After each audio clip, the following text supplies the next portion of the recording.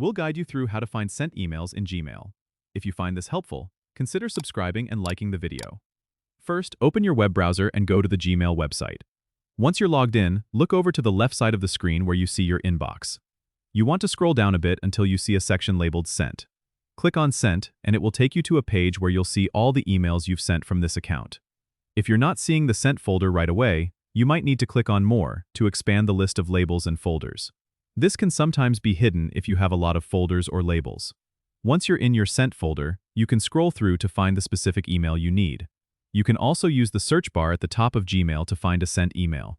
Type in keywords from the email or the recipient's name or email address. This can really save you time if you have a lot of sent messages. Remember, the search bar is quite powerful, so you can use date ranges or specific phrases to narrow down your results. If you're sorting through a lot of emails, consider using filters to organize your sent messages, which you can do by clicking on the settings gear icon and navigating to See All Settings. Then head over to the Filters and Blocked Addresses tab. You can create custom filters to automatically label or categorize your sent emails for easier access next time. This can be a great way to keep your sent emails organized if you're managing a lot of correspondence. Don't forget to subscribe and comment if this helped you out.